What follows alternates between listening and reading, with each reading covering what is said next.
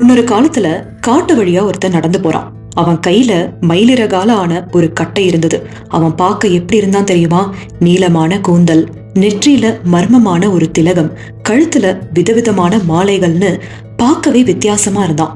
இவன் ஒரு மந்திரவாதி. அவன் ரொம்ப தூரம் நடந்து போய் ஒரு பிரம்மாண்டமான அரண்மனைய பாக்குறான்.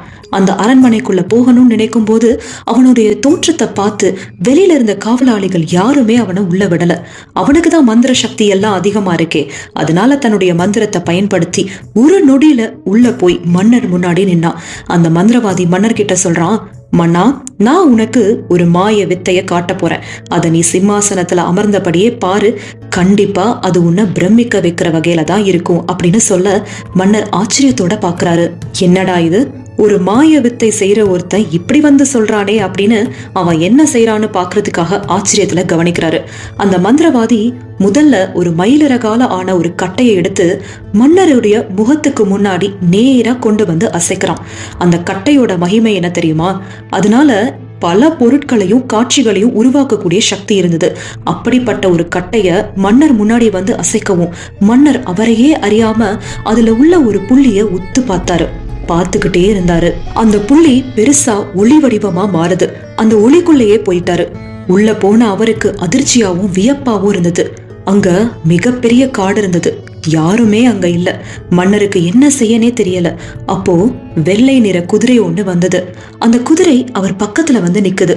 அப்போ இந்த குதிரை நமக்காக தான் வந்திருக்கு அப்படின்னு அதுல ஏறி அமர்றாரு. குதிரை மெல்ல மெல்ல நகர ஆரம்பிக்குது. கொஞ்ச நேரத்துல வேகமா போகுது. ஒரு காட்டு பாதை வழியா பயணிக்கிறாங்க. ஒரு பிரதான பாதையில இருந்து விலகி ரொம்ப தூரம் அந்த குதிரை மன்னரை கூட்டிட்டு போகுது. ஒரு பெரிய காட்டோட இருண்ட இடத்துல அவங்க 2 பேரும் இருந்தாங்க. மன்னருடைய உடம்பு மனசெல்லாம் ரொம்ப சோர்வா இருந்தது.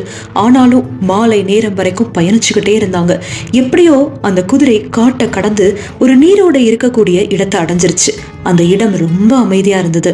கண்ணு கட்டின தூரம் வரைக்கும் பல எலுமிச்சை மரங்கள் இருந்தது. எலுமிச்சை பழங்கள் எல்லாம் கொத்து கொத்தா காய்ச்சி தொங்கிட்டு இருந்துச்சு.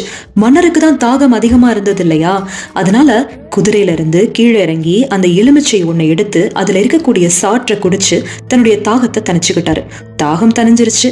இனி குதிரை எங்க கூட்டிட்டு போகுதோ அங்க போகணும் அப்படின்னு திரும்பி பார்த்தா அந்த நட்ட நடு காட்டுல இருட்டான நேரத்துல குதிரை மன்னரை தன்னந்தனியா விட்டுட்டு போயிருச்சு. கண்ணு கட்டி காட்டுல விட்ட மாதிரி இருந்தது. யாராவது ஒரு ஆளை பாத்திர மாட்டோமா? இந்த இடம் எங்க இருக்கு, என்ன ஏதுன்னு விசாரிச்சிட மாட்டோமா அப்படின்னு அலைமோதிட்டு இருந்தாரு. அந்த நேரத்துல காட்டு வழியா ஒரு பெண் வந்தா. அழுக்கு படிந்த ஆடை, தலை கூட சரியா வாராத கூந்தல், ஒரு சோற்று பானை மட்டும் அவளுடைய இடுப்புல வச்சுட்டு நடந்து போறா.